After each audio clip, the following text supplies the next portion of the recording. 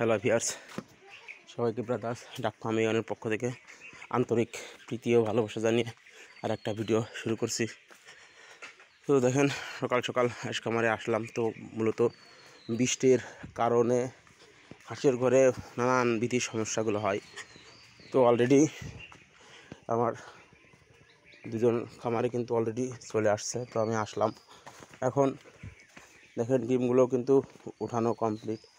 তো যে বিষয়টা নিয়ে কথা বলবো, তো বৃষ্টির কারণে মূলত হাঁসের যে দুর্ভোগগুলো হয়, হাঁসের ঘরের কিংবা হাঁসের খামারে যেসব সমস্যাগুলো হয়, সেই সব বিষয় নিয়ে বিস্তারিত আলোচনা করব। তা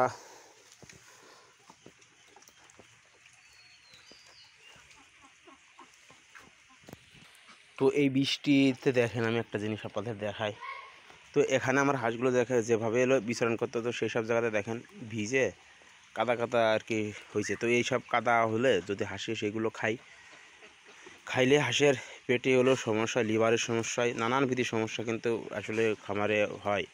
তো এই জন্য আসলে কী করণীয়, কীভাবে করবেন, তো আমি মূলত এখানে হলো একটু রোদ ওঠার পরপরই এখানে ছাই ইউজ করব। কারণ ছাই ইউজ করলে একটু শুকালে আর কোনো সমস্যা হবে না। তো এক গেল হলো 1 নম্বর পয়েন্ট। আরও কিছু পয়েন্ট আপনাদের আমি বলার চেষ্টা করব, তো অবশ্যই সঙ্গে থাকেন, আমি দেখানোর চেষ্টা করছি। তো আপনাদের দেখালাম, দেখেন অবস্থা, দেখেন ঘরের ভিতরে মতো অবস্থায় যদি হাঁসের ঘরে যদি পানি ঢোকে, একটা জিনিস মাথায় রাখবেন যে কোনোভাবেই যেন খামারের ভিতর পানি না ঢোকে। পানি ঢুকলে কিন্তু হাঁসে আপনার যে পরিমাণ নোংরা করবে তা শুকাইতে মিনিমাম 2-3 দিন লেগে যাবে, মানে এরকম পরিমাণ নোংরা হয়। যার জন্য আমি কিন্তু বৃষ্টির আগে দেখেন এই ঘর কিন্তু সুন্দরভাবে গুছাই দিয়েছি, যাতে হলো ভিতরে হলো পানিটা না ঢোকে। তো এই নোংরা এড়াবেন। আর আমি দেখেন ইসের আগে কিন্তু ঘরটা হলো পরিষ্কার করে দিছি, মানে বাইরেটা কানাল কেটে দিছি যাতে হলো ভিতরে পানি না ঢোকে। তো পানি ঢুকলে আপনার যে সমস্যাটা হয় আপনাদের আমি বোঝানোর চেষ্টা করলাম। আর একটা কিছু বিষয় আপনারা মাথায় রাখবেন, অন্তত এই বৃষ্টির এই সিজনটায় খুব সতর্কতার সঙ্গে কিন্তু হাঁসের লালন পালন করতে হয়। দেখেন আমার হাঁসগুলো কিন্তু সব কিন্তু ওই পারে, আমি আপনাদের জুম করে দেখানোর চেষ্টা করছি।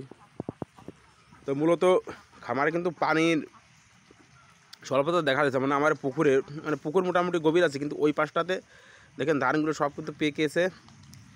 আর ওই পাশ দিয়ে যে পাউডিটা জাগছে, পাউডিটার উপরে মূলত হাঁসগুলো সবগুলো এখন বিচরণ করছে। তো হাঁসের শুধু লাগে না আর কি, ছায়াযুক্ত স্থানও লাগে না, গরম আপনাদের রোদও কিন্তু লাগে। তো ওদের যখন হলো রোদ পাওয়ানোর দরকার, ওখানে রোদ পাচ্ছে, জাস্ট সুন্দর করে এখানে খাবার খাচ্ছে আর ওখানে হলো উঠে বসে থাকতেছে শোয়াই।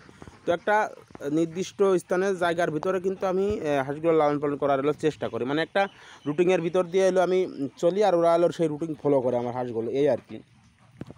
তো এই এই গরমে আরও কিছু সমস্যা হচ্ছে, আমি আপনাদের বলি।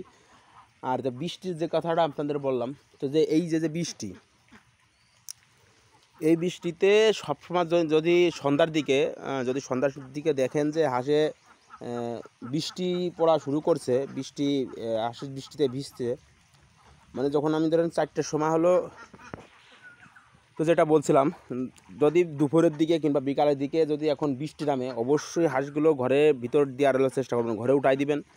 হাঁস ঘরে উঠাই দিয়ে দরকার হলে খাবার এবং পানি ঘরের ভিতর প্রবেশ করাবেন। কারণ এই বৃষ্টিতে যদি হাঁস আপনার হাঁসের ভিজে এবং হাঁসের যদি ঠান্ডা লেগে যায়, তাহলে কিন্তু হাঁসের মারাত্মক ধরনের কিন্তু সমস্যা হতে পারে।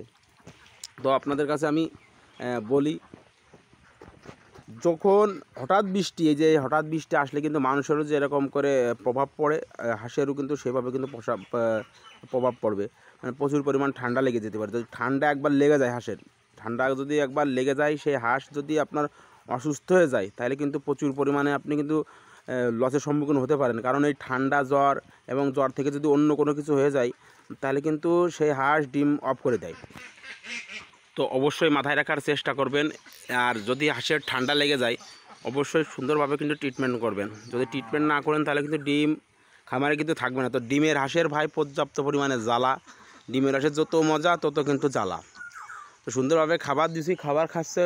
এখন বৃষ্টির সমস্যা, এখন বৃষ্টিতে যদি হাঁস ভেজে, হঠাৎ বৃষ্টি আসলে তো বিশাল একটা ঝামেলার ভিতরে আসলে পড়তে হয়। তো বৃষ্টির ভোগান্তি আসলে মারাত্মক একটা ভোগান্তি। দেখেন, যখন একটু ডিমের বাজার ভালো পাচ্ছি, তখন যদি খামার যদি নানান বিধির সমস্যা যদি হয়, তাহলে একটা মারাত্মক ধরনের প্রবলেমে কিন্তু পড়তে হয় খামারিদের। তো হাঁস খামার করা খুবই সতর্কতার সঙ্গে করতে হয়। তো সতর্কতার সঙ্গে যদি না করেন, তাহলে কিন্তু হাঁস থেকে আপনি কখনো কিন্তু লাভবান হতে পারবেন না। তো আপনাদের আমি যতই বুঝাই, যদি আপনারা প্র্যাকটিক্যালে এইসব জিনিস ফেস না করেন তাহলে কিন্তু বুঝতে পারবেন না। কারণ প্র্যাকটিক্যালে একটা জিনিস ফেস করলে আসলে বোঝা যায় যে আসলে এই সমস্যাগুলো হচ্ছে। তো চ্যানেলে যারা নতুন, অবশ্যই চ্যানেলটা সাবস্ক্রাইব করে বেল বাটনটা অন করে একটা লাইক একটা শেয়ার দিয়ে পাশে থাকার চেষ্টা করবেন। তো মূলত ব্যস্ততার কারণে আসলে খামারে টাইমই দিতে পারছি না। আপনারা দেখতে পাচ্ছেন, দেখেন ধান কিন্তু পেকে অলরেডি এত পাকা পাকছে, ধান যে কাটবো বৃষ্টির কারণে সেটাও করতে পারছি না। কালকে সারাদিন মাঠে। তো আপনারা পাশে থাকবেন, আপনাদের জন্য নতুন নতুন আপডেট কিন্তু আসতেছে। সেট আর একটা তৈরি করব, কোয়েলের একটা খামার করব, চিন্তাধারা অন্যরকম আছে। তো অবশ্যই পাশে থাকবেন, আপনাদের সব কিছু মিলিয়ে আপনাদের আমি সব কিছু দেখানোর চেষ্টা করব এবং আপনাদের পাশে থাকার চেষ্টা করব। তা ভিডিও আজকের মতো এখানে শেষ করব, মূলত টাইম নাই। তো ডিম নিয়ে এখন আবার মাগুরা যেতে হবে, তা ভিডিও শেষ করব। সবাই ভালো থাকবেন। আমি একটু ডিম আপনাদের দেখাই আজকে কয়টা ডিম উঠছে। তো আজকে দেখেন ডিমের পার্সেন্টেজ এখানে আছে হলো